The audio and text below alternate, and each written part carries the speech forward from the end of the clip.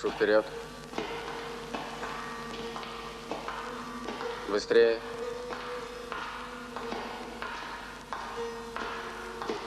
Стоять к стене.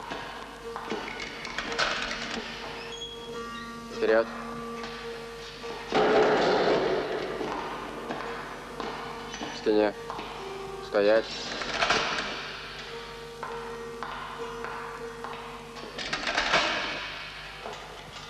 Вперед.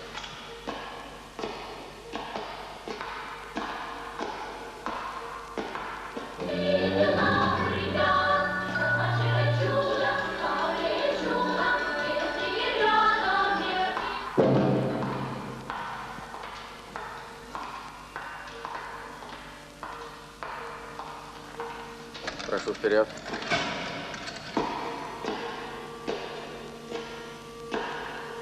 Стоять.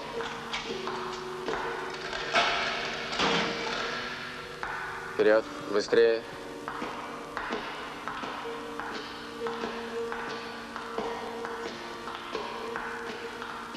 Стоять к стене.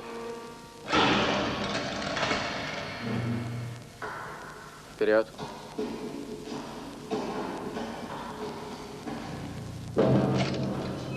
Вперед. Стоять. Вперед.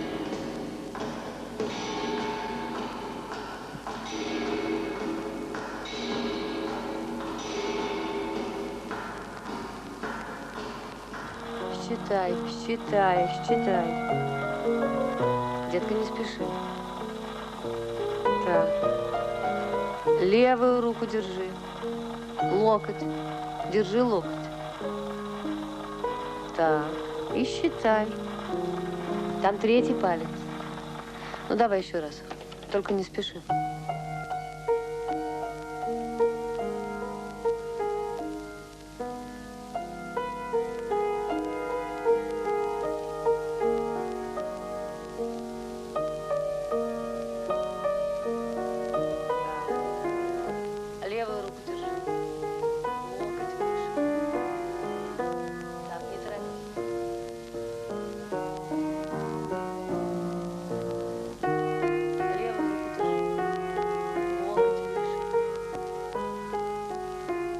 Считай, детка, считай. Не спеши.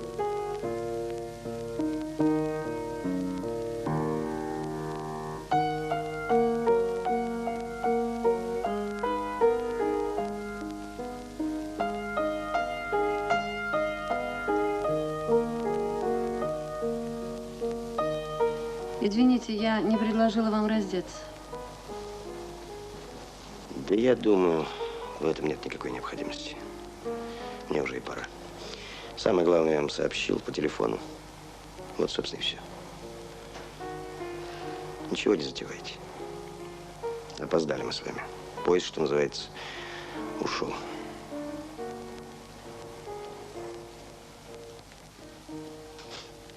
А что вы так на меня смотрите, как будто я хоть предпринял попытку? Ну да, я проиграл эту историю, но я хоть... Должен еще оправдываться. Мне перед вами. Совсем уж будет замечательно. Я взрослый человек, у меня собственная жизнь, у меня своих проблем, знаете. Я вообще все это могу послать, извините, куда подальше.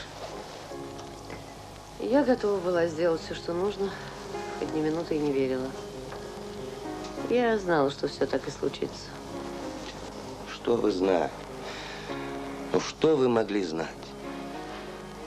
Я вот сам до 7 минут не знал, что окажусь здесь. А я стою здесь. Знали. Месяц тому назад, когда мы впервые встретились, то, что я говорю, первый раз мы встретились, это было 2 года тому назад. Извините, меня уже все в голове перепутался. Сегодня, тогда, вчера. А месяц тому назад, когда он только-только вернулся,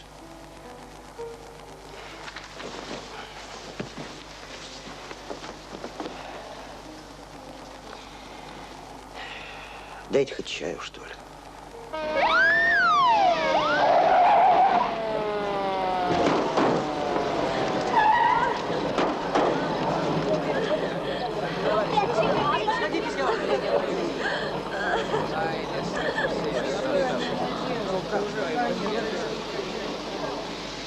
Наконец-то. Чего застряли? Машины не оказалось, пришлось своим ходом. Ну что, будете с ней разговаривать? Она где? Саша! Саша, отойди оттуда! Наташа, куда ты Ну, как смотришь? всегда. Иди сюда! Сергей Александрович, Что врачи? Сергей Александрович, здрасте. Вы меня не узнаете? Извините, я сейчас занят. Так что, врачи? Похоже, мы стоматологические. Уберите детей. А окна, двери. Смотри. Да нет, только входные. Давайте, осторожно. Я еще раз повторяю. Громов не издал приказ, верно. Но он устно распорядился. понял. Громов устно распорядился, Филимонов устно не уловил. В итоге за автоклавом никто не наблюдал. Так, Мальчишки, подождите, я занят. мальчишки стоят. В итоге произошел взрыв. Сергей Александрович, Хорошо, давайте разговаривать. это я, здравствуйте. Здравствуй. Подожди меня немного в коридоре, я скоро освобожусь. И потом Громов же распорядился. Есть приказ. А куда у тебя направление? В Молдавию. А как? Насчет денег? Надеюсь, нормально. Подожмусь, хватит. Если хочешь курить, кури. Здесь курят.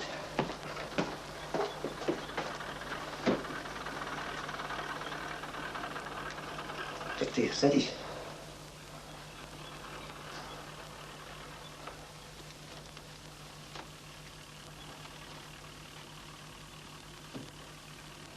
Вот так вот и жили. Вы по ту сторону стола, я по эту.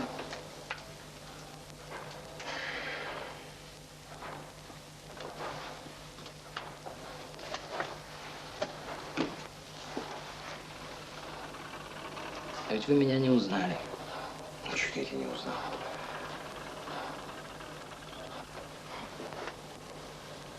Ну, не узнал. Знаешь, сколько вас тут таких? Много. Работа такая. Ты, кстати, как сюда прошел? Без пропуска. Да, я теперь где хочешь пройду. Я думал, отметить бы надо как-нибудь. Водки хотел, но думаю, вы коньяк. Да ты что? Сбесился, что ли? В рабочее время в служебном кабинете. Ну, давай, прячь. Ну, давай. Рассказывай, как жизнь. Да как жизнь?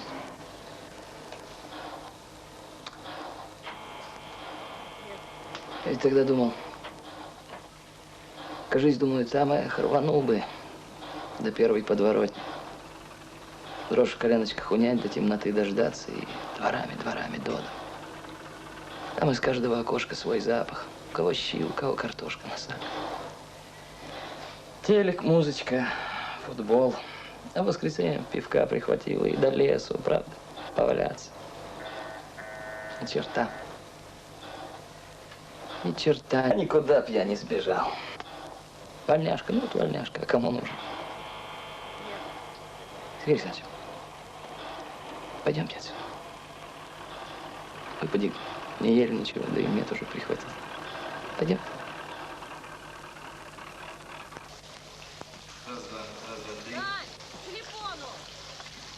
Раз, два.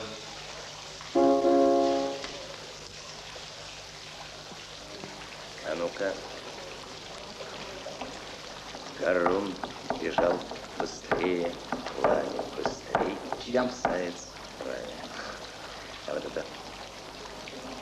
Терек поет, дик и злобен. Харей. Смотри-ка, помнишь? Ну вот это. Уноси мое сердце в звенящую даль. А написано? Только написано. А дальше?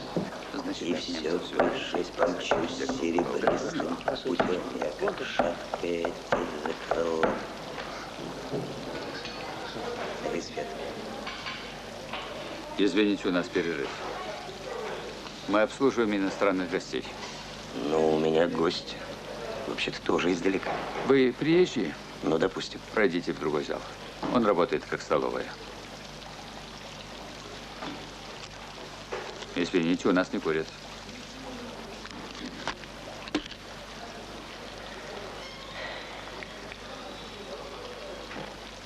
Поскандалить, что ли? Ну, чего вы скисли? Пойдемте отсюда. Вечер же наш не краденый.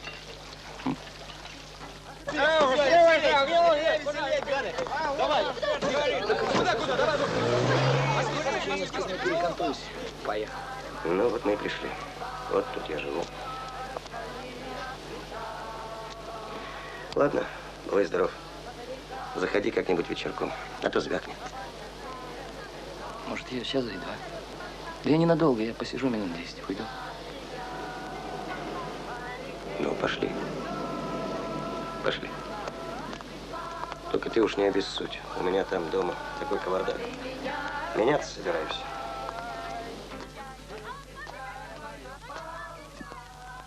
Это жена. Она умерла. Давно, Ольге тогда еще 5 лет было. Пока висит вроде еще здесь. Все-таки мы с ней здесь всю жизнь прожили. А теперь вот Ольга замуж собралась, ну и... Ну да. Да нет, все нормально. Она хорошая девочка. Но хотят жить отдельно, что поделаешь. Ты смотри. Илим! Ах, ты мерзавец. Не мог потерпеть. Ну, ладно.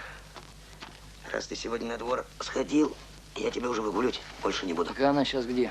Кто? Ну, дочка. Ах, Ольга? Ну. Отдыхать уехали. Бесстыжая твоя морда. Спрятался, негодяй. Ну, а как тебе у брата? Так ничего. Свет он гасить за собой привыкает. А я вчера телек цветной первый раз поглядел. Я еще не видал. А на старых местах ты был? Да, был. Ну? Ну, что, понастроили. Да, не мое все. Все не мое. Все без меня выросло, без меня образовалось. Я там как этот, командировочный на экскурсии. Ну что, давай выпьем? Не, я не пью. Ну, вы же знаете, мне нельзя. Ну, я выпью. Для тебя. Давай ешь. Спасибо.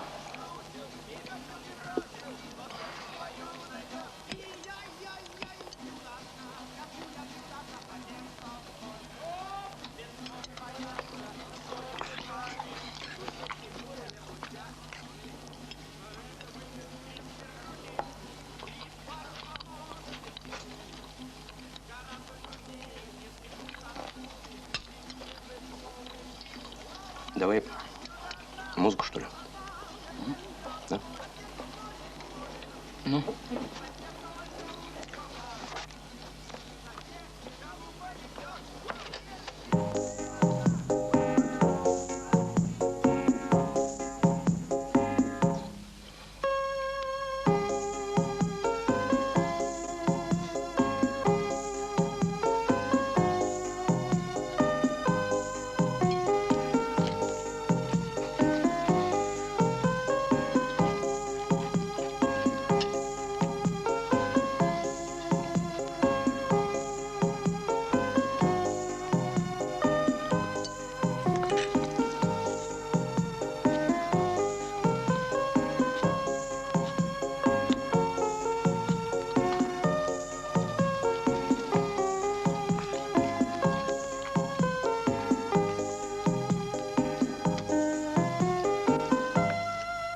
Знаешь что? Подожди-ка ты с Молдавией. А как же? Может, что-нибудь здесь придумаем. Елки, серьезно, да я куда угодно. Где угодно не можешь. Это уж где получится. Брат ведь тоже хотел устроить в лекарщике к себе. Ксива порченая, а я и не знаю, что такое лекарщик. Тут девчонка попросила, говорит, почини велосипед, не умею. Теща брата сунулась с утюгом, тоже не могу. Нет, я куда угодно, Сергей Александрович. Мне правда все равно.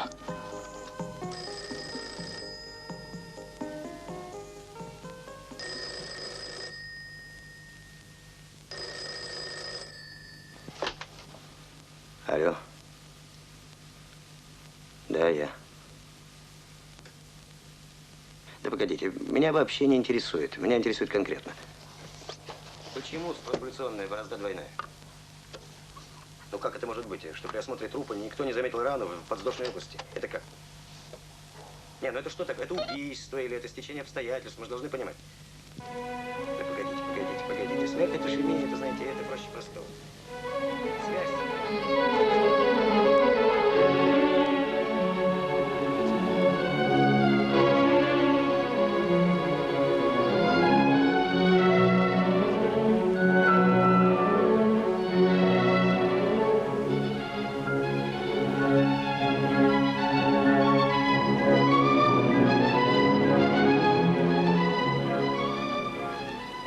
Толя, ты разделся?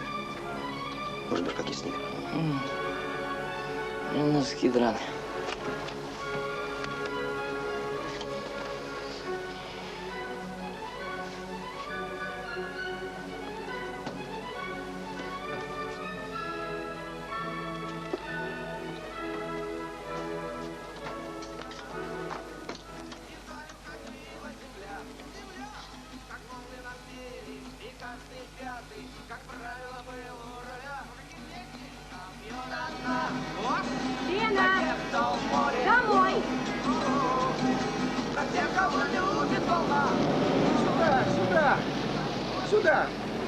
Сюда, доктор! Второй этаж! Сюда!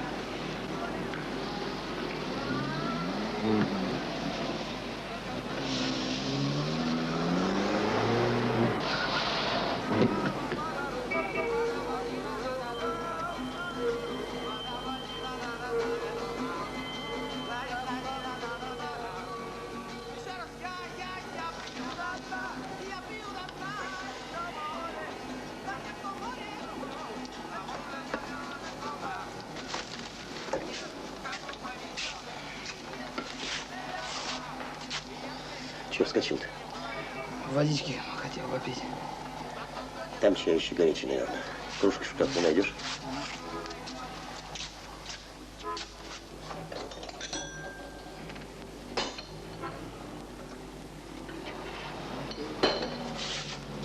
Чай хорошо. Горяченький. Сейчас бы еще пенокотворение.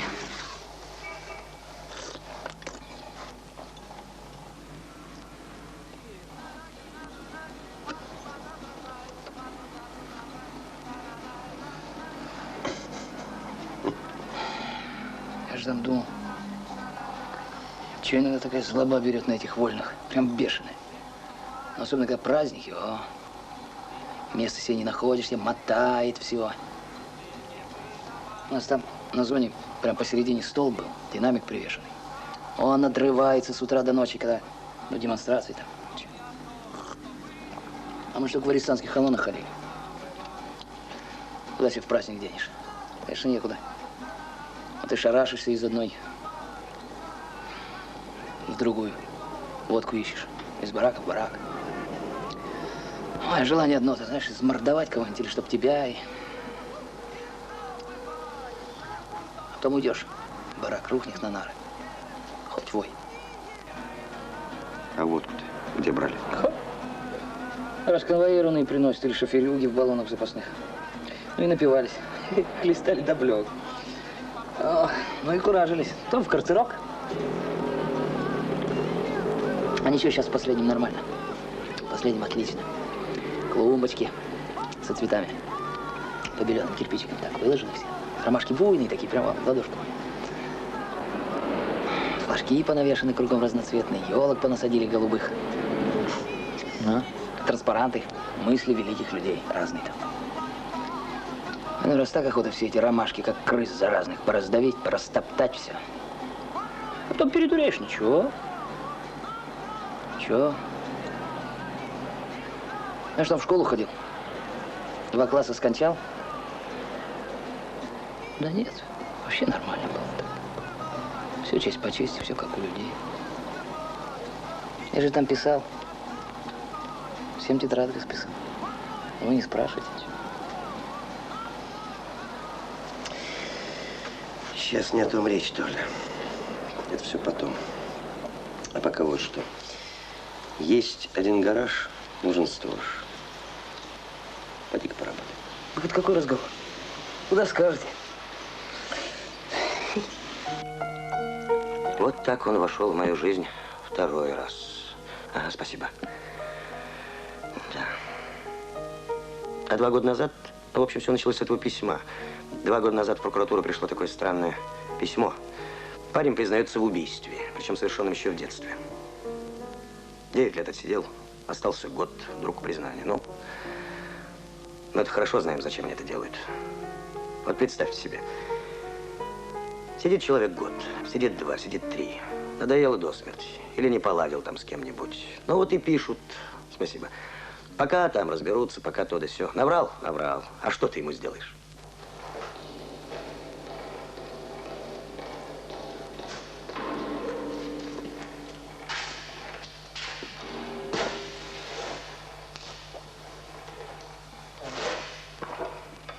Кто научил-то? Сам. Сам, конечно. Знаешь что, давай сразу все как есть, чтобы не тратить времени. Что там у тебя случилось? Что решил? Когти рвать. Чудак человек, это ж так легко проверяется. А то про грех, про душу. Возвышенно, конечно. И главное, очень новенько. Странный вы народ. Говоришь, вам нет, вы да. Я говорю, было, вы не было. Пишите. Записывайте. 15 сентября 1970 года в реке у железнодорожного моста в районе Подгорной улицы я совершил убийство человека. Ну, эту историю я знаю. С места преступления бежал, потом совсем исчез из Москвы, потом совершил кражу. Ну, а потом? Что потом?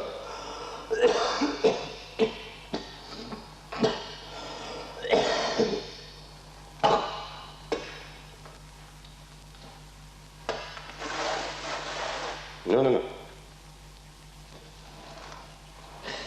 Так что потом? Потом так далее.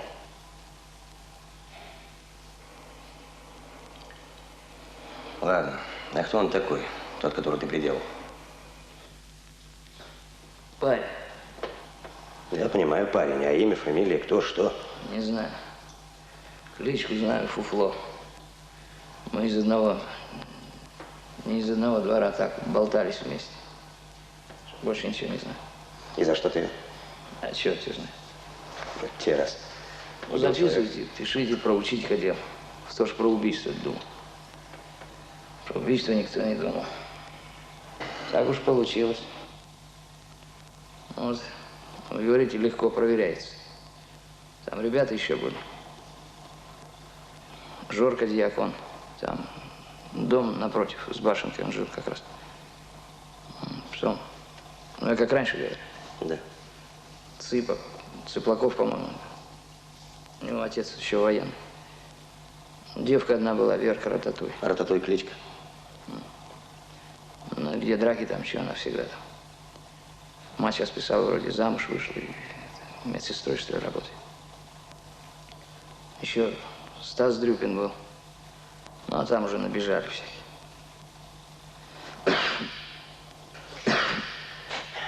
Так, ну давай сюда, садись.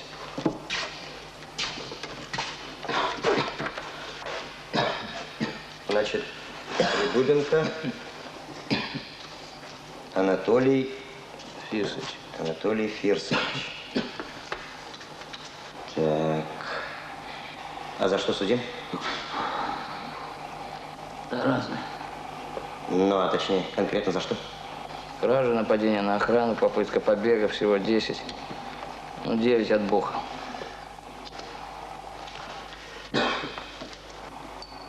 Скажи, пожалуйста, от чего ты вдруг решил вспомнить про это давнее дело? А? Сколько лет прошло? Или совесть загрызла? А при чем тут совесть? Вы про совесть для перворазников оставьте, да? А я уже накушался вот так. с души воры. Не расчет просто. Я сижу все, что положено, и выхожу. Чисто. Ну и буду жить, как все. Ну, то есть честно. У вас там на воле все честно живут? Я же говорю, как все. Нормально. Значит, вы решили его проучить. Убивать его не хотели. Не убивать. Только попугать. Завязалась драка. Каратеев оказался парнем сильным, с амбицией, стал сопротивляться. Вот тут-то и влез ты с ножом. Все так? Ну.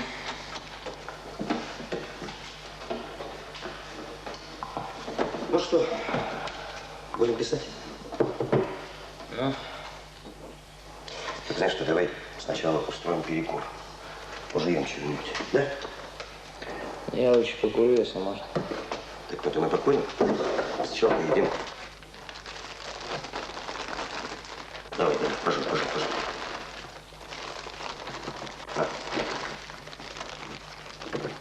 Все-таки не каждый день. Ну вот мне зачем и привыкать. Да не валяй ты дурака, я ж тебя на обед не отпускал. Сам сегодня хотел закончить пораньше. Делайте, как вам надо. Я про тебя. Есть-то не смогу, неловко, чудо. Я ем, а ты нет. Жуй. Че, мертвые в землю, живые за стол? Чего?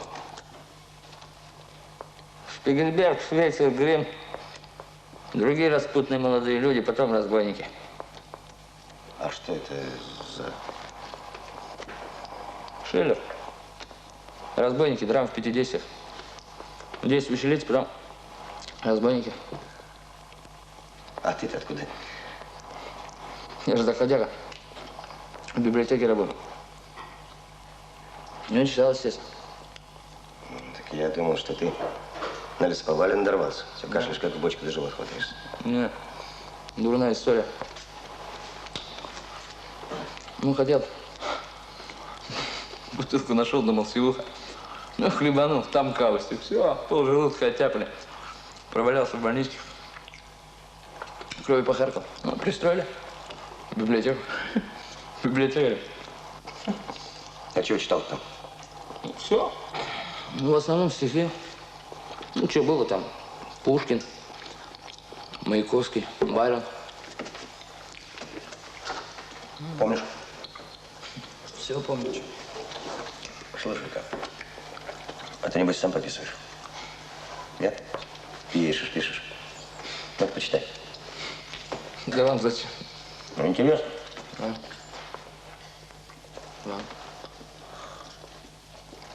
Давай, ну.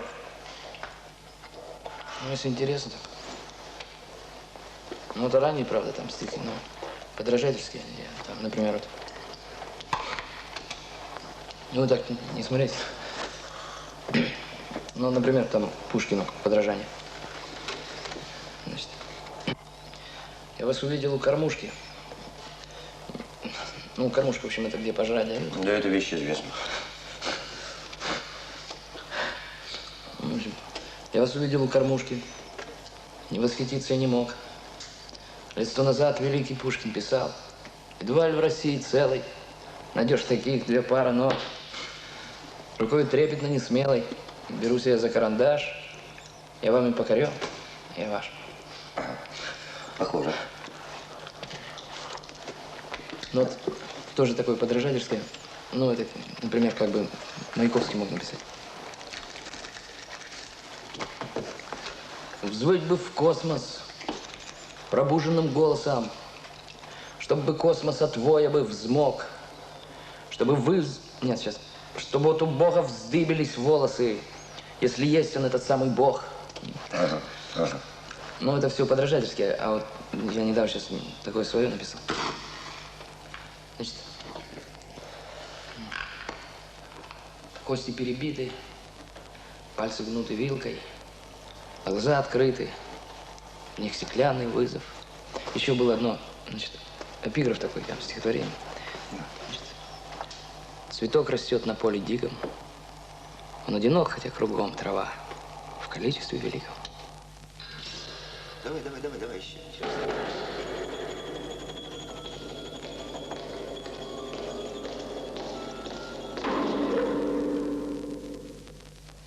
Вот с этого, собственно, все и пошло. Потом я прочитал тетрадку Толиных стихов. Разные стихи. Есть и примитивные, и пошловатые. Но уж если попадается какая-то одна строчка, это уж знаете. Я вроде никогда поэзией не увлекался, а тут… И вот с этого времени пошли у нас, уже знаете, не допросы, а просто литературные семинары. Вы знаете, меня совершенно не интересуют ваши литературные семинары. Все эти ваши фокусы. Давайте по делу. А, например, знаете, что Толя никогда не врал? Вообще никогда ни в чем. Не знаете? А я знаю. Потому что я его видел. Неужели вы думаете, что я из-за Толиных стихов проводил целые вечера в этой следственной, пока меня не выгоняли к чертовой матери, как собаку? Мне газету прочитать некогда. Толя мне был важен, Толя! Я вот сижу, смотрю на него, он читает стихи, а у меня крутится постоянно. Почему признался? Тогда этого не понимал, а сейчас понимаю. И убежден, это то, что мы называем совесть. Совесть! Ну и что? Воровал. Да мы все подворовывали, старшие-то. На рынке что плохо, где лежит, это уж… А мы в школу ходили разве? Все больше мимо ходили. Вот так вот и вырос. А почему? Или вот возьмите, во дворе у нас все пили. Ну все. Ну чтоб как Фирс, отец их, никогда. Или лупили нас? Ну лупили всех, лупили. А чтоб как он, нет. Даже вот я сейчас помню, однажды он пришел с работы, набрался и давай Толика учить. А как? Он, значит, у них собака была, Рекс такая маленькая. Вот собаку с цепи снял, и Толик туда посадил на цепь. А как по-вашему, почему Тридубенко признался? А ему терять нечего. Слушайте, а вдруг совесть? Не допускаете? Да вы что? Какая совесть? Они ее продали, заложили, совесть эту. Жил человек без совести, вдруг совесть? А тогда с чего же он сейчас, а не тогда, а? Не знаю. Понимаете, я и голову ломать не хочу. Признался, почему признался, не знаю. Чужая душа – это потемки.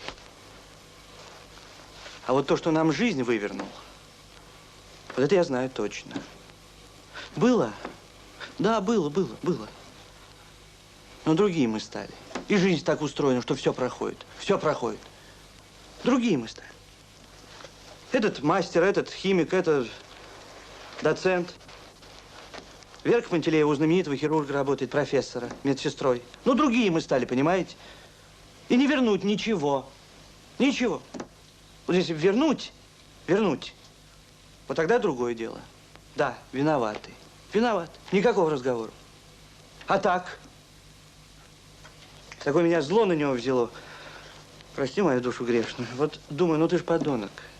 Ну сидишь, ну и сиди. Ну зачем же ты на нас-то руку поднял? Зачем? Что ж тебе всех заморать-то надо? Сам, значит, чистый, а мы все в дерьме. Извиняюсь. Ну ладно, это… Я на работе был.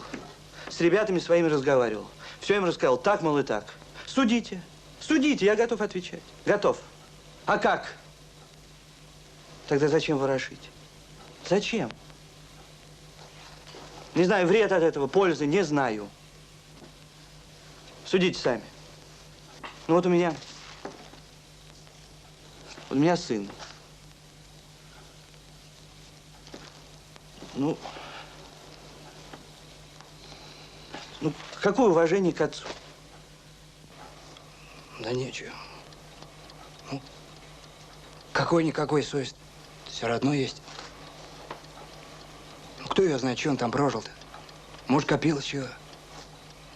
Я он годами про это не вспоминал. Чего притворяться теперь? Ну, каждый день ты про это не думаешь, правильно? Ну, что, жизнь есть жизнь. Теперь все бы отдал, чтобы не было этого. Мы чего тут собрались все? Беда свела. Так не видимся. На улице встретишь кого-то, не знаю, куда готов сбежать, будто и не узнал. Ну, а тут собрались, расшумелись. Верка Пантелеева молчала, он говорит, да ну ее, мальчики, все скажу. Как хотите, говорит, все скажу. Чего? Что давно был? Ну и что, отвечать все одно придется. Беременная, между прочим, последний месяц ходит. Я все радовался. Квартиру новую получил. Ну, радовался. Этот ремонт сделали, мебель новую купили. Ну, премию дали за изобретательство. Ну, все радовался. Съездил в Венгрию в туристическую поездку. Сыну Техас привез. Жене там сапоги, ну, матери, кое-что там. Все радовался. А вчера, поверите, вот напился. Ну, лет 10 уж не пил, а вчера напился. Жена дома заладила, чего, а я что ей скажу? В убийстве участвовал.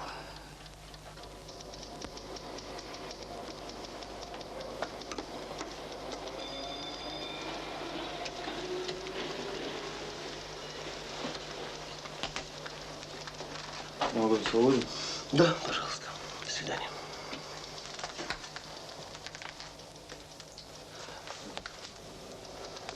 Простите, не нужно сообщить на работу, ну, поставить в известность? Пока не обязательно. Идет следствие. Ну, а еще такой вопрос. А вообще, что нам, мне за это полагается? Трудно сказать. Все будет зависеть от обстоятельств, от меры вашего участия. Так я же не участвовал. Я же говорил все время, что я не участвовал. Я не знал, что они собираются. Только на месте понял, что… Разберемся. Что их? Кириллович, разберемся. Так или иначе, по закону вы обязаны были сообщить о преступлении.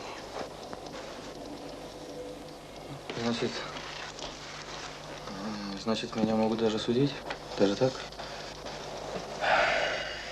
Чему ж тут удивляться, Георгий Лаврентьевич? Ваша компания совершила убийство. Вы что же думаете, что я сам себя не сужу? Я сужу себя строго. Я очень строго себя сужу. Строго. А что значит строго, Георгий Лаврентьевич? У нас случись, к примеру, такое с вашим сыном. Не дай бог, конечно, извините. Значит, суд. Хорошо, пусть будет суд. Суд, и все как положено. Вы мне тут говорили про высшую справедливость. Я ведь один у матери. Она не переживет. Мы нелегко жили. Нет. Без отца. Я учился, работал, вот защитился. И мама так гордится мной. Я жениться собрался. Мы только что подали. Как же ее родителям-то, Господи. Это же кошмар. Я всю жизнь чего-то добивался, зачем-то гнался, чего-то ждал. Мне всегда некогда. Мне всю жизнь некогда. Я даже читать перестал. Ну, кроме специальной литературы. Ну, телевизор иногда. Иногда приятели, правда, редко. Я и в отпуске ни разу не был, не отдыхал еще ни разу, поверите ли.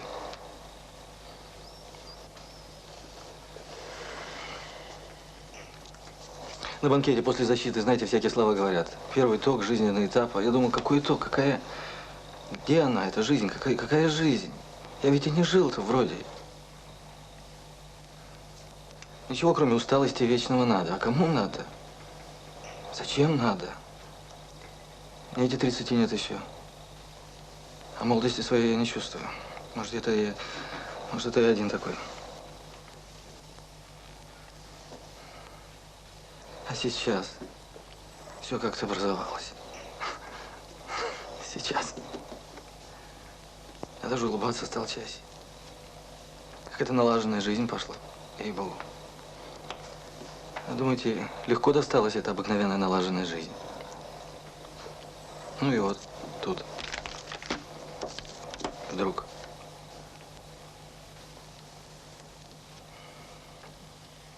Да зачем она?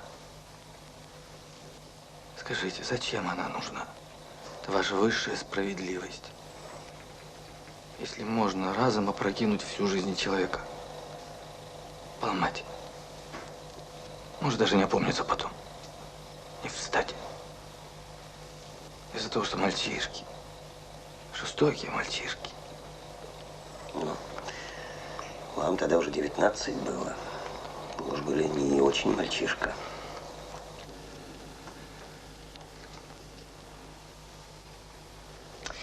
Георгий Лаврентьевич, вот мы с вами уже час говорим. И все о вас, о вас, о вас. А он? Вы про Тридубенко? Нет. Про того, убитого, про Каратеева. Он, наверное, тоже мог бы жениться, защититься, что там еще бывает. Мог бы жить. А вы вот видите, смылись.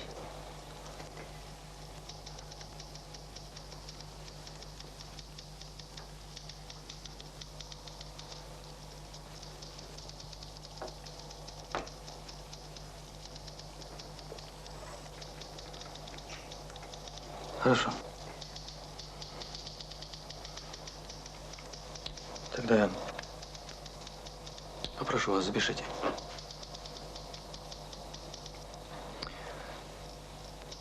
Я признаюсь в этом тяжком преступлении.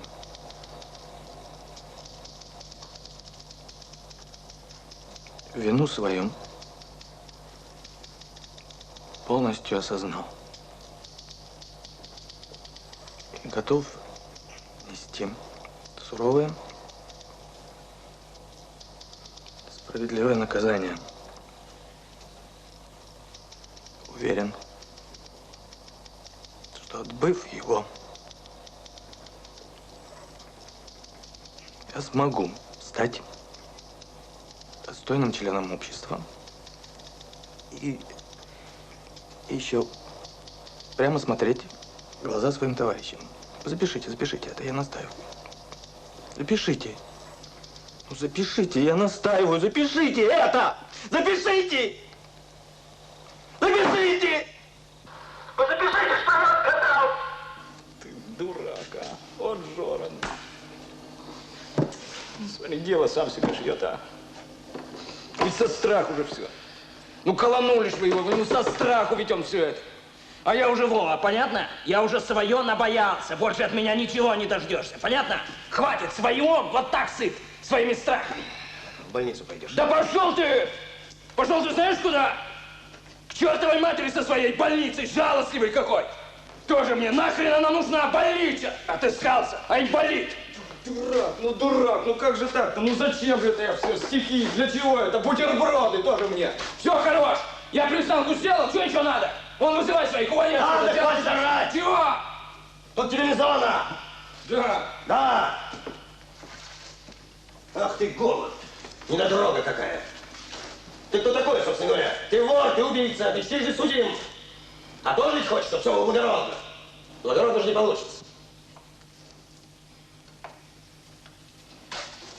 Ты кому, собственно говоря, своим признанием подарок-то сделал? Кому? А? Ладно, хватит. Погодите вы, ну погодите, ну ради бога, ну уведут меня сейчас, уведут, ну куда я денусь, ну человек вы или нет? Ну, что вы хотите от меня? Ну, что вы мне доказать хотите? Что ваш козырь ставший, что вы, что ли, все можете, да? Можно и бутербродами пожаловаться. Можно дать что-нибудь, да? Можно стишки, а? Можно потом в морду дать. Мы что, люди, что ли, для вас? Да мы никогда людьми для вас не были. И не будем никогда. Я знаю это все. Я только допросов ваших ждал. И вас ждал, как... Ну, что вы хотите доказать? Что вы от меня хотите? Ну, я сам знаю, что я дерьмо. Ну, настоящее дерьмо знаю. Ну, чтоб я хуже их был. Хуже самого себя. Не бывает так, понятно? Ну, не бывает так. Зачем я их буду всех закладывать? Вы этого, что ли, хотите? Вам-то для чего это? Елки. Я ходил к вам сюда вот. Нафиг надо-то это вот, чтобы я был.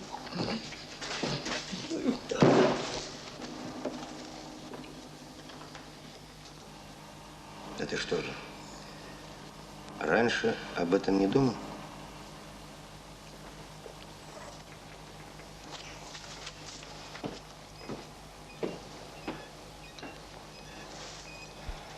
Так а что же мне? Хоть не надо было? Не надо было? Это каждый решает сам.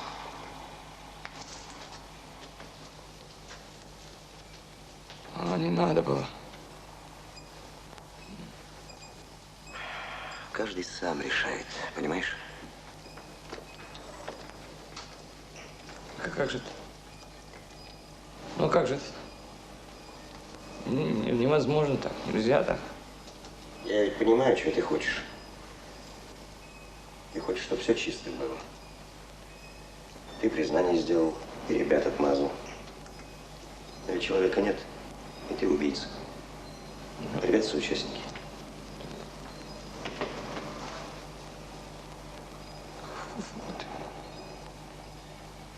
Фу, ты есть. Еще плыл что-то. А, теперь уже не вернешь, конечно.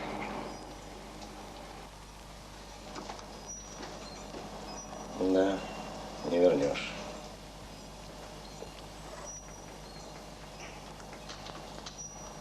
А нож все-таки спрятался в Клыков. Ну, все-таки я ножик сам выбросил куда-то. Будет врать-то, выбросил. Нож спрятал Цыпа.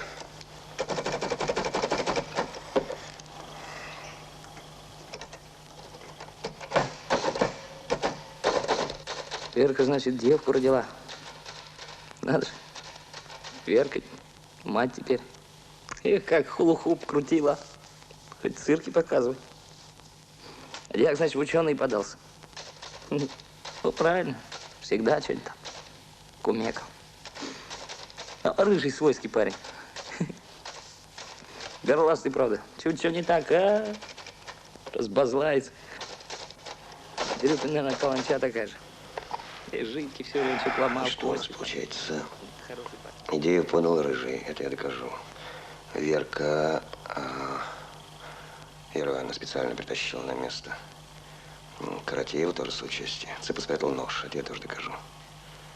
Ну, остальные стояли, смотрели, значит 190.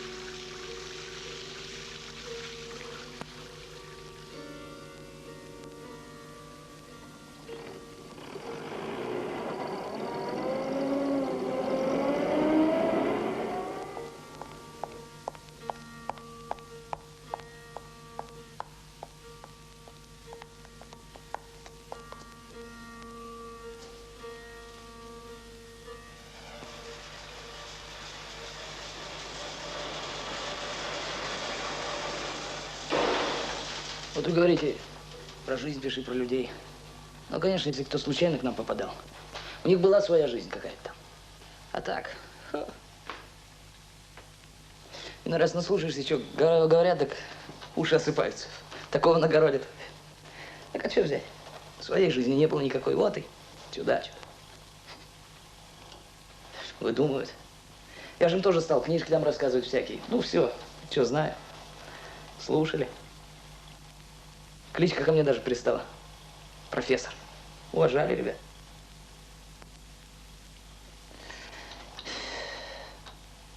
А иной раз так вот сам во все поверишь. В свои же рассказы. Думаешь, а что, жизнь-то твоя? Начни ее сначала, начни. А что начинать, говорят? Кончилось уже. Так. Вся ж Кевря прижилась там. Не зря ж говорят. Дом это наш. Родной. А иной раз так накатит, думаешь. Взять, повеситься хоть на кальсонах. А что-то кольнет. Елки намазить. Я же и бабы в жизни не потрогал. Так что приснится. Курить тебе курить-то. Как вот лучше.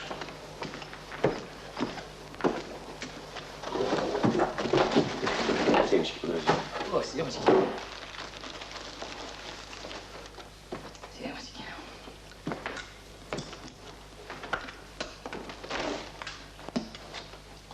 А раз вы тоже попал в тайге в ураган, вот не приведи Бог. Потом он кончился, я стою как оглушило. Так по сторонам огляделся кругом. Елки, ничего не узнаю. Все кругом покорежено, деревья прям с корнем. Вывороченные все. Мыши дохлые валяются. А гнезда так вот посшибало с деревьев, они так. И вот ястреб. Вот запомнил он как-то так вот судорогой. Когти свело, он так лежит. Вот врезавшись в голову этот ястреб, черт его дери. Красивая все-таки птица. Вот я и про это думаю написать. В следующий раз принесу. В следующий раз не будет, Толя. Сегодня последний. Следствие закончено.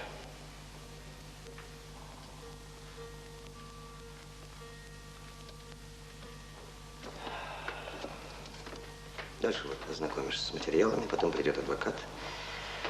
А мне тут делать больше нечего. Подпишу вот только обвинительное заключение, все, мне тебе даже не выдадут. А на суд ходить у нас как-то это не принято. Ну и хватит этого курорта-то. На вот.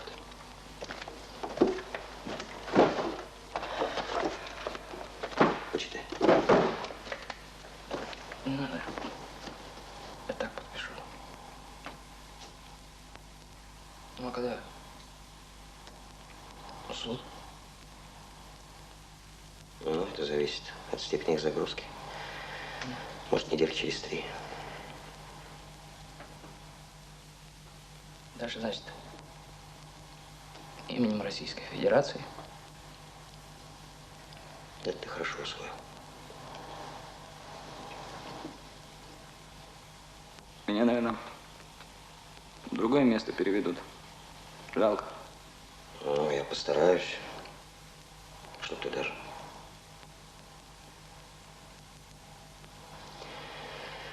Ну что же,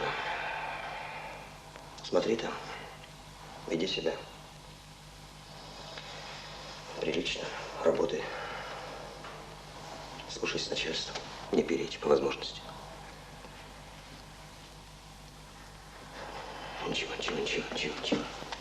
Ничего. Толя, все будет нормально. Все будет нормально. Ты пишешь неплохо. Со временем напишешь что-нибудь стоящее. Я в тебя верю. Но как ты будешь, сразу дай знать, как и что.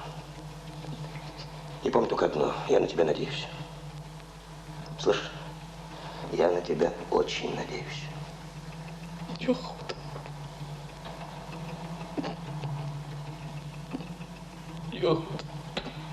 Ну ладно. никуда. На что я надеялся? С таких лет по тюрьмам, а что там за ребятишки? Уж я это знаю. Ну, как не хотелось об этом думать. Сколько ему дали? В общем, получился примерно тот же год. Остальным по-разному. Кто пошел за ним, кто условно. Первое время он не писал, потом перестал. Ну, короче, я потихоньку стал забывать эту историю. А вот когда месяц тому назад он вернулся, я вдруг почувствовал, что все те надежды, которыми я его нашпиговал в свое время, они в нем, оказывается, живут. Вообще, это было замечательное время. Я хлопотал о лимите, он был счастлив, строил планы.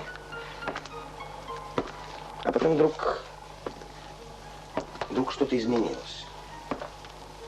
Чем? Я даже не понял, что, собственно, произошло.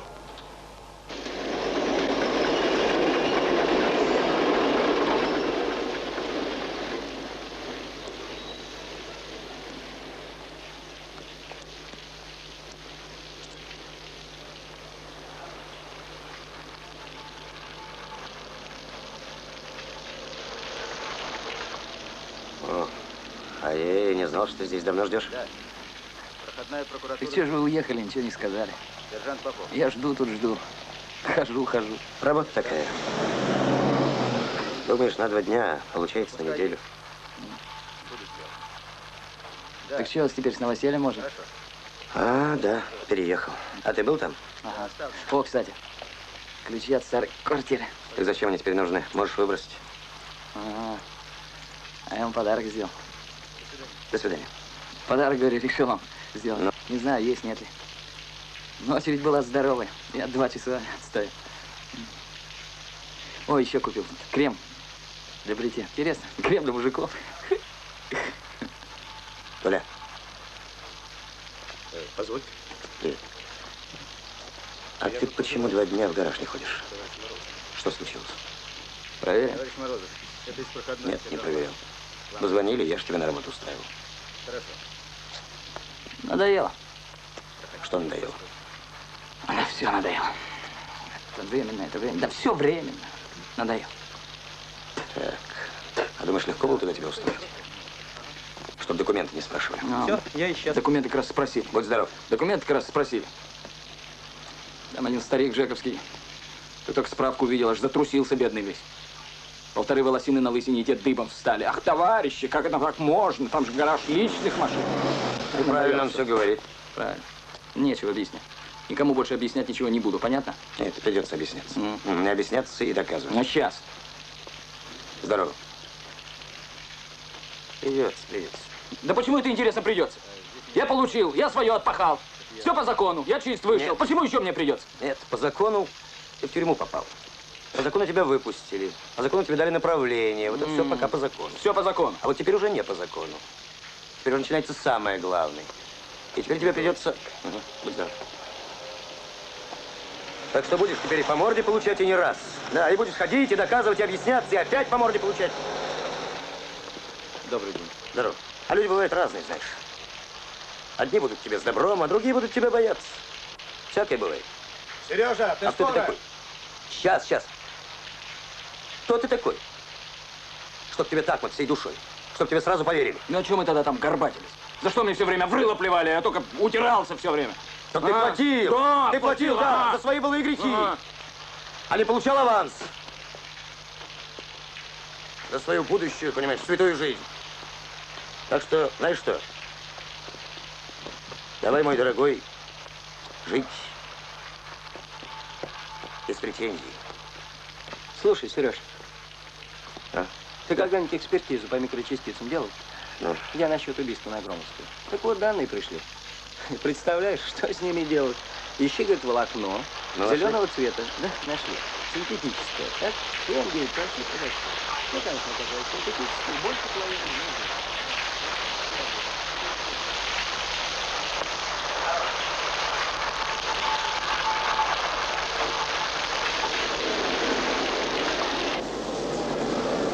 Внимание, поезд 68 прибыл Москва. Прибыл знаю, чего это я тебя увидела.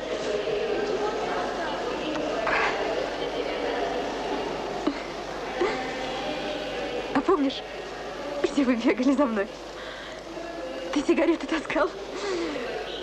По пятам ходил.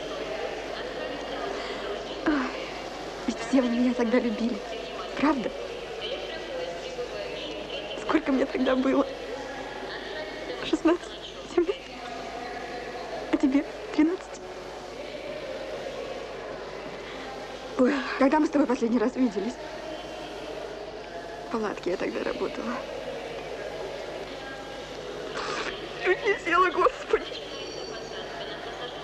Девушка, кофе и булочку. Перерыв не видите?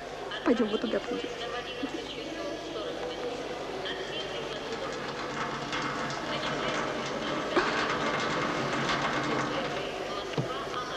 Пристраивайся тут где-нибудь. Я тебе чайку заварю свеженького. Хочешь? Ой, а ты зашел бы, посмотрел. У меня квартирка маленькая, но ничего. Люсенька, давай уйдем отсюда. Куда мне товар принимать? У меня ребеночек был. И как пить начала сильно, я тогда пила. Чуть не лишили меня. Ну ладно. Да. Теперь все хорошо. Теперь он у матери в Калуге. А все началось, ты помнишь того военного? Чернобурку мне подарил. Люська, товар! Ой, шикарная. Я сейчас!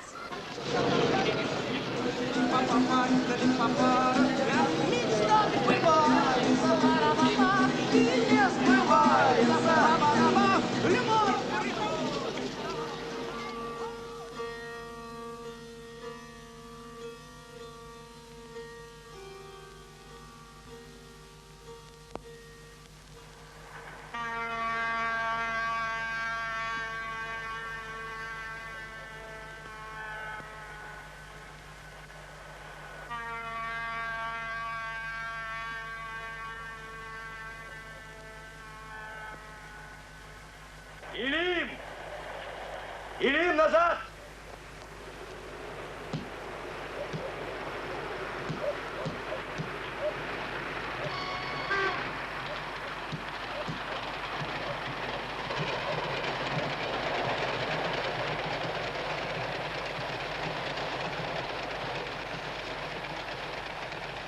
Илим! Илим, ко мне! Ко мне! Ко мне! Место! Смотри-ка, как он тебя учил. А почему ты в дом не зашел? А? Ты чего здесь? Почему босой? Ты что, ревешь, что ли? Что случилось? Да ничего не случилось. Толь! Ну что ты как старикашка, ну честное слово, ну. Да все нормально. Нормально. Ну ежатся люди, ну будут ежиться, будут коситься, всякое еще будет. Разом ведь все не обрежешь. И никому ничего не объяснишь. Конечно, не обрежешь. Не объяснишь.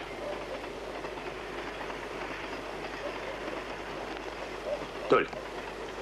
Ну? Ну ты мужик или нет? Ну честное слово, ну. Ну, мужик. А чего ты расквасился? Я не расквасился. Их ведь тоже можно понять, понимаешь? Кто тебя знает? А вдруг ты за старое? Нет, с этим баста. Ну так и прекрасно. Все образуется, ну. Толь. Все образуется. Все образуется, Сергей Александрович. И тут я вдруг понял. Ну, словом, что я перестал быть для него таким всесильным, что ли, таким богом. Все, кончилось мое влияние, мне с ним больше уже не справиться. И еще одну вещь я понял. Я понял, что у меня нет времени, надо спешить. Я кинулся во все тяжкие, бегал по всем кабинетам, просил, объяснял, договаривался. Потом тебе отказывали? Нет. Нет, все шли навстречу. Самое обидное. Я, в конце концов, все-таки договорился.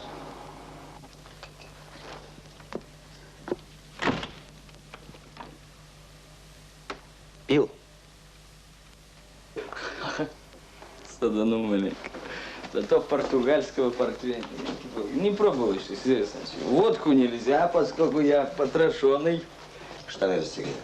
Ух, а что духота такая? Сидите тут, закупорились, там солнце шпарит, а вы в духоте. Все. О, конфискация. А с кем пил, на какие шиши? Не надо такая. Чего меня допрашиваете, что ли? Не надо, я пока вольный. Ну, дружка, кстати, Сергей Александрович, дружка. Мы же из одних мест, из одного обрыдлого домушки. Это родня, это кровь. Ну и третий день там стол накрыт. Водочка. Слушай, водка вот так. Так что, все-таки пил водку? Ай, все карусель. Живем одного, как у меня Калюха говорит. Семейка. Взять неоткуда все есть. Да, вот. Слабые воруют, это понятно. А что как сытые? А у вас статья одна на всех, да? Все не тянуть. С одного стакана мне что-то разморило. Раньше бывало как. Ладно, убирайся отсюда. Зачем шуметь? Не надо, Сергей Александрович, не надо. Когда надо, я сам уйду. Угу. Я ведь к вам пришел, между прочим, сказать. Да. Я тебе сказал, пошел вон. Ой, да вы ударьте. Ну, врежьте мне. Пошел вон. Ну, вот и врежьте. Очень хорошо, гражданин начальник. Ну, врежьте. Не, ну, давай, врежь, давай. врежь, Не врежь, врежь, потому что боишься своего начальника. Ну, врежь.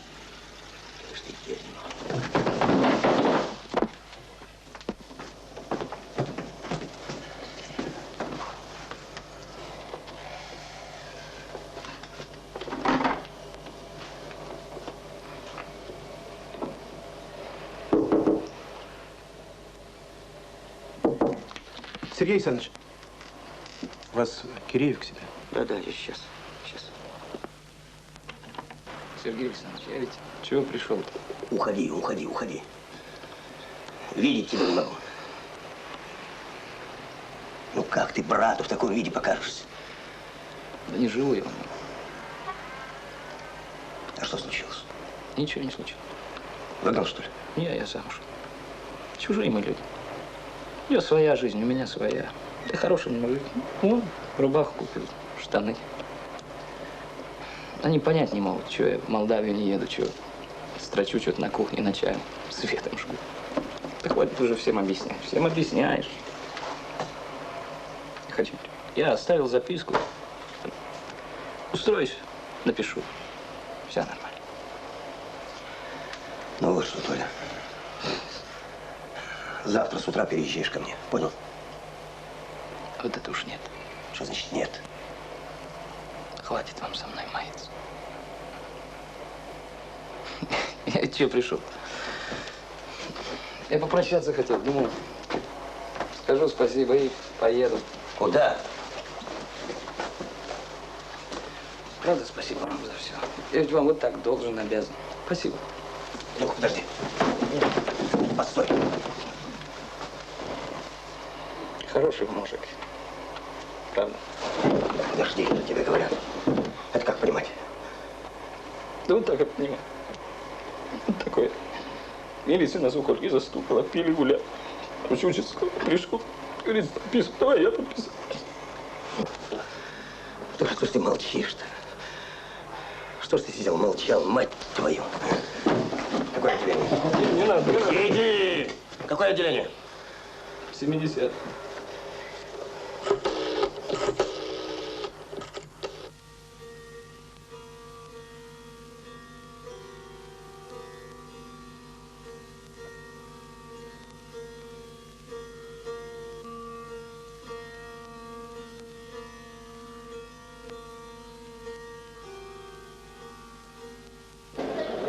Какой дурак написал эту записку? Ну ты подожди. Ничего подобного. Все правильно. Всепрощение пагубно. Как для общества, так и для личности. Разве не так? А я считаю, нечего с ними носиться. Он прав. Нечего. Он прав. А у вас, значит, сложилось такое впечатление, что я ношусь с Тридубинкой.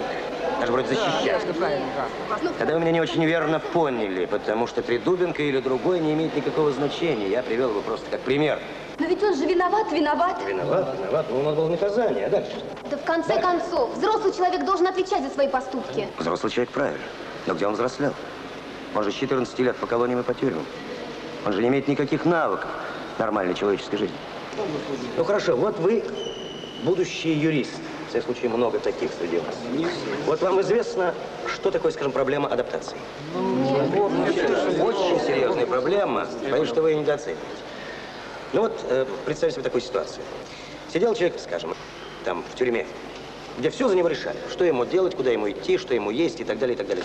И мечтал, как бы выйти на волю. Мечтал, как о несбыточном рае. Вышел. Ничего не понимает. Жизнь постоянно ставит его в тупик. Тыкается, как щенок, и ничего не в состоянии понять. Вот почему они так часто обращаются в прежней жизни. Берутся за старое. А выживают только те, кто адаптируется. Вот и пускай этим занимаются соответствующие органы, инстанции. Что же, на зоне адаптировать, что ли? Вот это замечательно. Вот мы пришли к самому главному. Инстанции. Значит, все, кто угодно, только не я. На себя не беру. Так что? А представьте себе такую фантастическую ситуацию. Вот выходит человек из тюрьмы или из колонии.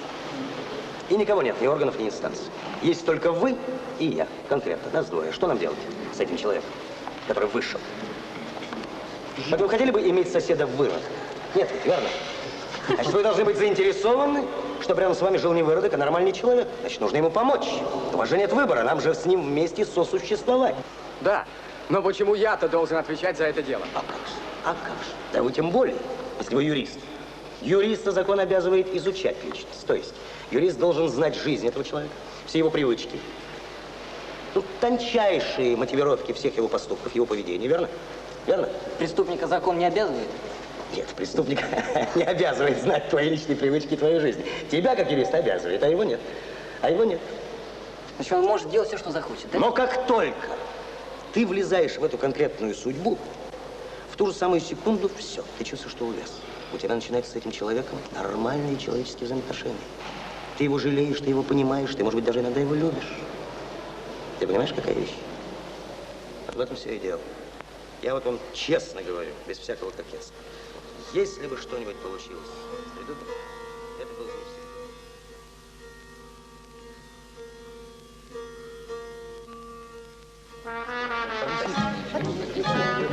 Меня спрашивают,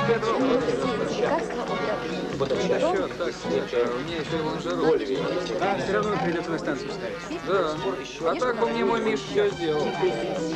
И что по этим талонам? Опять живет? Представляешь, я у Градом побила, и все устала. Не видела еще нелегко. В системе Брега, там, где это не предполагается роение. Держи. А я мясо люблю. Какое мясо? И картошку. А я... Алло! Алло, я видел, говорю, как вы вчера там красовались. А я все думаю, в кого это вы такой гуманист, гражданин Макаренко? Это что, выходит, хрен с ним, с Тридубенко, он ли другой, хоть 100, для вас все равно один суп. Но я фраер, да, фраернулся. В общем так, хорош мне вешать тюльку на уши, понятно? Хорош. Вы думаете, мне что, Москва ваша нужна была? Или ваша там помощь? Да я, знаете что, болт забил на всю эту, на вашу... Если бы мне это надо было, да я бы сестру родную попросила. Она, между прочим, начальничек побольше вашего будет. С персональным автомобильчиком. Ей, тьфу, помочь мне. А что она там стыдится, видите ли? Она стыдится. Да я ее прижму, она все сделает. То, что я хочу. Вот так. Да мне не Москва нужна была, если хотите знать. Вы мне были нужны, вы, а вы как... Да пошел ты.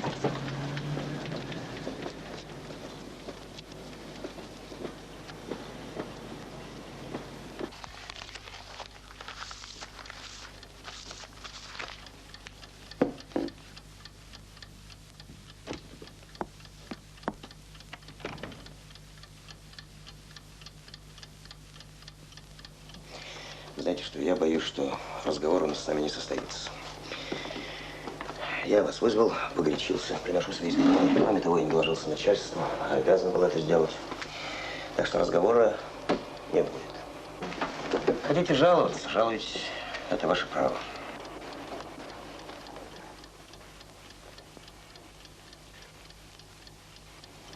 И я так понимаю, у вас ко мне один вопрос. Я сделаю для Анатолия все, что могу, а я могу. Так что давайте договоримся так. Мне нужно 2 дня, и я сама позвоню вам. Надеюсь, все? А о начальстве можете не беспокоиться. Всего доброго.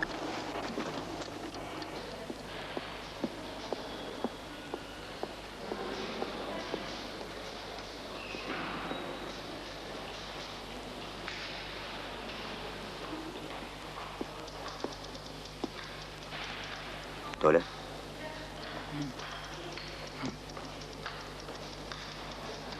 Я очень рад, что ты пришел. Ну-ка, иди сюда. Есть новости. Сейчас поговорим. Подожди меня здесь, я скоро вернусь. Может, придется деньков 10 полежать в больнице. Время потянем. Да? Только дождись.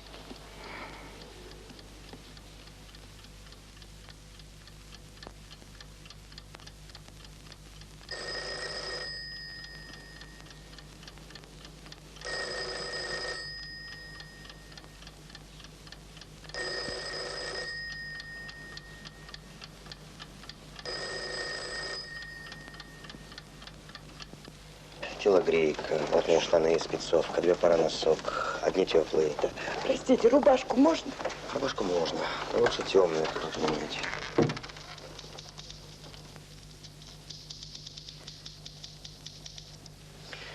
Проходите.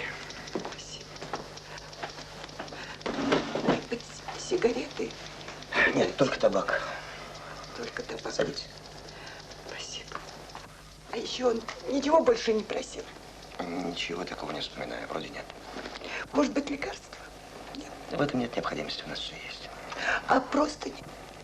Тоже не нужно. Профсоюзный, наверное, надо взять. Простите, пожалуйста, вы очки обещали передать, он читать не сможет, да? А может, еще чего передать? Может быть, испечь, что там в списке не указано, что... Как фамилия? Котлеты какие-нибудь, или я не знаю, что... Тридубенко Анатолий Фирсович. Я говорю, может, у вас что-нибудь имеется? Вот так оно и случилось. А знаете, у меня к вам действительно был один вопрос, но не совсем тот, какой вы предполагали. Вот скажите мне, пожалуйста, ну как же так получается? Ну вот столько людей было занято его судьбой, а вы все-таки родная сестра. И он так рвался к вам и звонил недавно. Может, вы были той самой соломинкой, знаете? Как же вы оттолкнули его? Я, поймите меня правильно, я действительно не могу понять. Ну, как же вы так жили? Ну, как же вам удалось так прожить, чтобы вас ничто на свете не касалось? А? Как я жила? Я хорошо жила. Ну, про семью мою вы знаете, известно все. Да, собственно, так случилось. Я редко бывала дома. Техучилище, завод, вечерний вуз. А как представилась возможность, вообще ушла, в общежитие переехала. Ну и началась для меня такая замечательная жизнь. Целый мир мне открылся. Новые друзья, комсомольская работа. Я и в самодеятельности участвовала. А про дом забыть старалась. И забыла, знаете, очень скоро.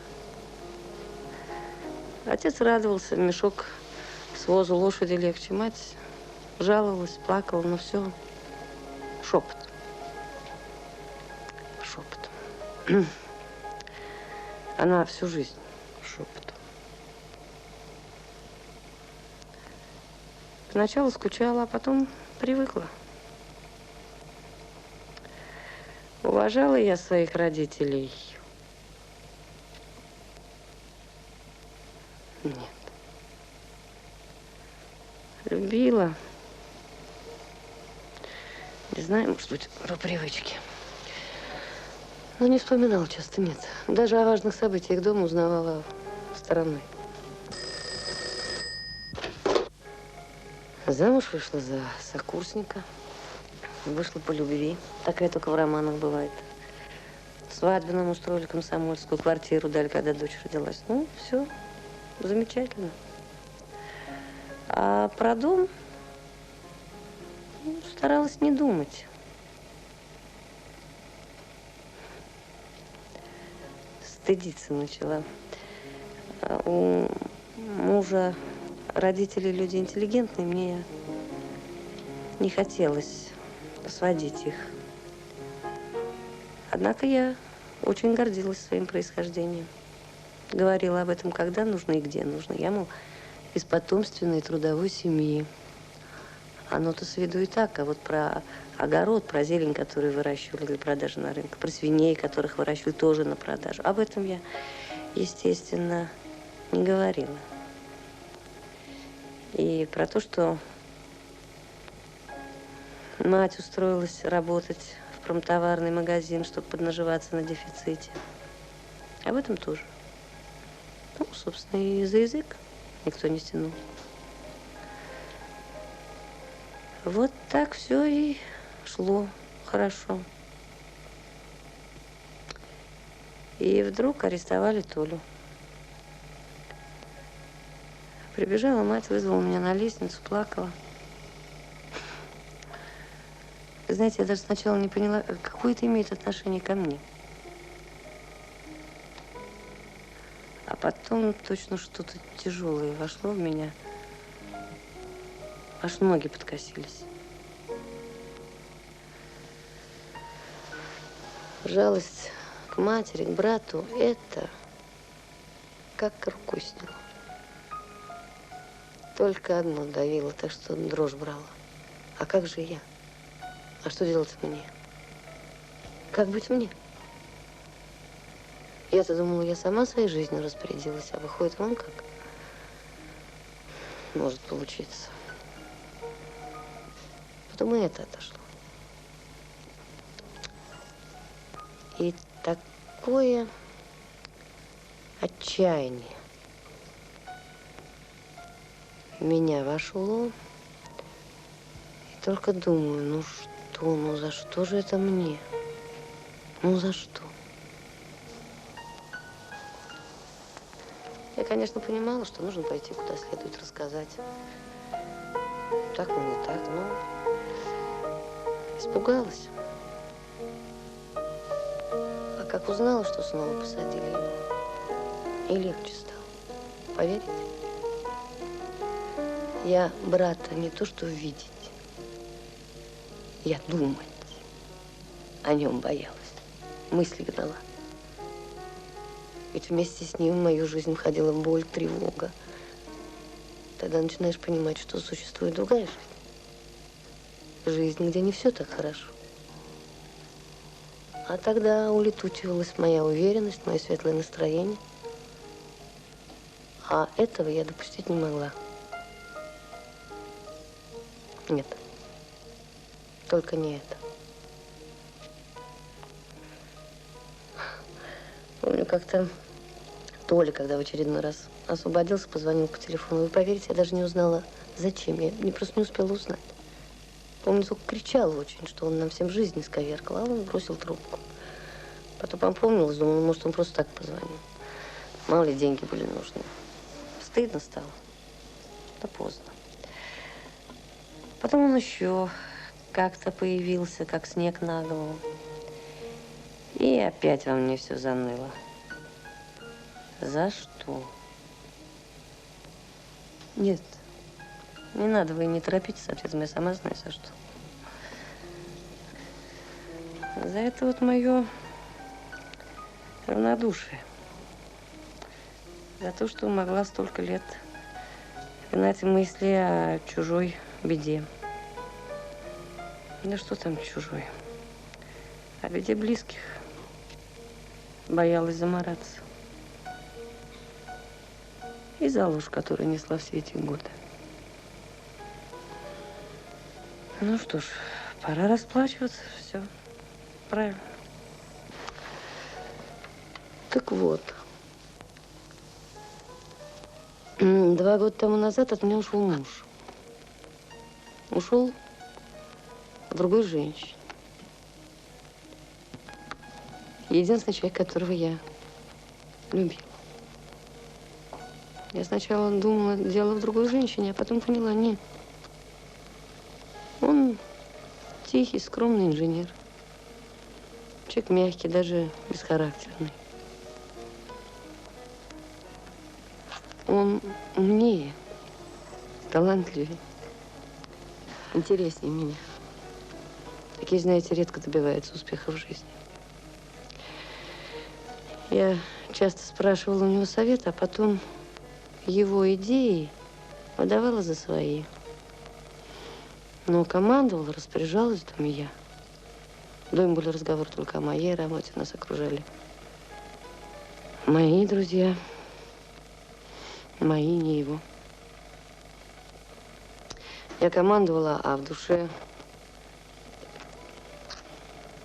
завидовала, даже злилась. Думала, ну дал же Бог человеку что-то такое, по сравнению с чем вся моя помпа. Дым, пыль. Всю работу по дому делал он. И дочь воспитывал он. И меня это устраивало. Вот. Остались мы с дочерью вдвоем. Ей 10 нет. Ну и год тому назад случилось. В общем, стояли мы с Леночкой на остановке троллейбуса, когда пьяный водитель грузовика въехал на тротуар. Мне хоть бы что, а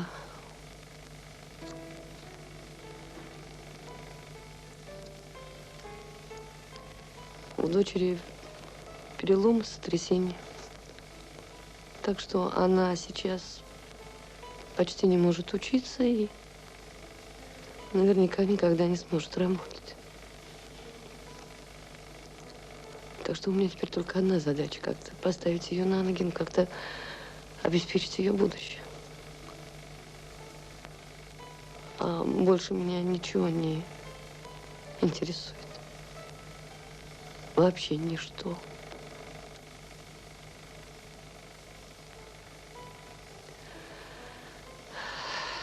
Я же знала, что с Толей так и закончится.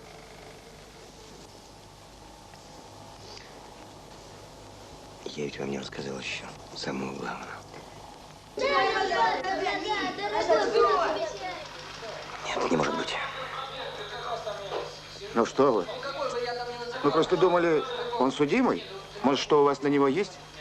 Телефон-то ваш, вон, на лотерейном билете. Ну что вы мне говорите? Я прекрасно знаю, что этого не может быть. Это какое-то недоразумение. Ну, если и может быть. Мы ведь еще ничего не зарегистрировали. Протокол только. Объяснение сотрудника. Ну, давайте материалы.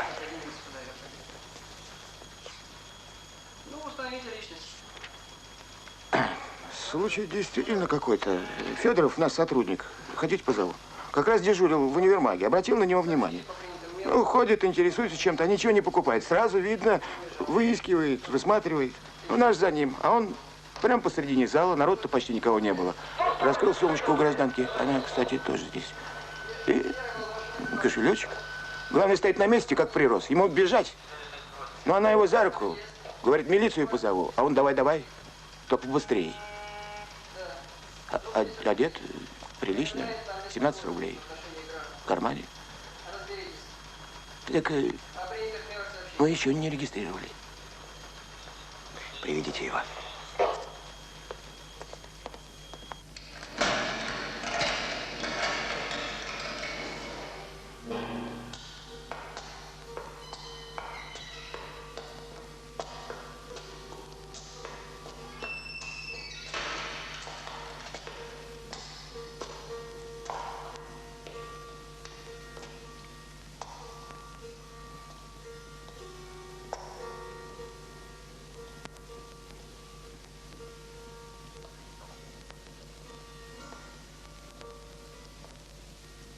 Зачем вы пришли сюда?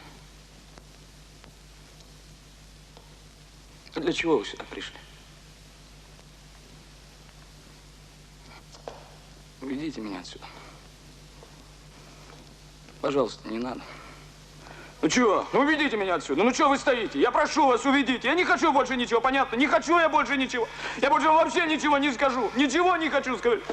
Я не хочу с вами разговаривать. Я видеть вас уже не хочу, не могу, не хочу больше, не хочу. Не о чем мне с вами говорить, понятно? Не хочу больше ничего, не надо мне ломать. Я вас прошу, уведите меня, пожалуйста, ну уведите. Уведите, ну пожалуйста, ради Бога, ну уведите. Уведите. Почему? Почему вы не вмешались? Вы же могли остановить это дело. У него же была просто истерика. Вы же могли его спасти. Вот как мы все перед ним виноваты. Да бросьте. Кто-то все? Все виноваты? Нет. Вы, да. Да, ну, может быть. Я еще соглашусь. А все тут ни при чем. Взрослый человек все-таки обязан хоть немножко отвечать за собственные поступки. Он сам виноват. Я убежден, он сам виноват в первую очередь. Как легко себя уговорить. Все виноваты. Школа, общественность, улица. Только не я.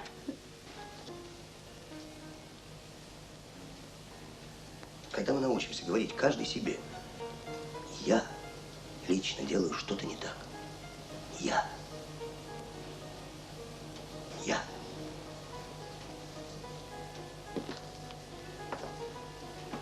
Вот тогда, глядишь, что-нибудь и получится.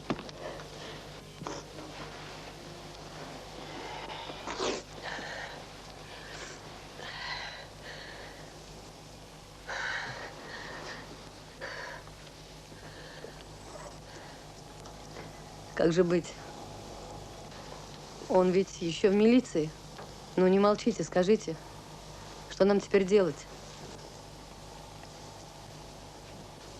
Я не знал, что ей сказать. Но через час я уже мчался в милицию. У меня была только одна надежда. Это женщина, потерпевшая, из универмага.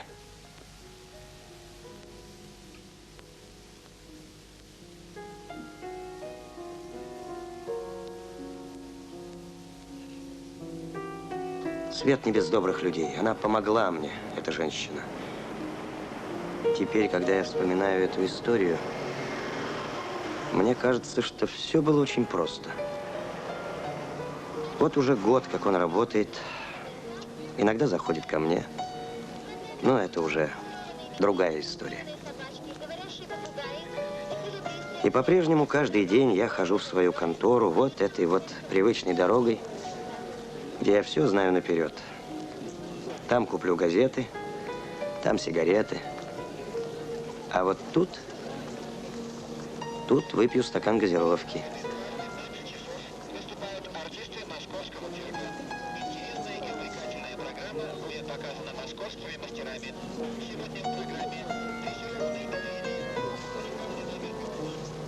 Сергей Александрович. Здравствуйте. Это я. Не узнаете?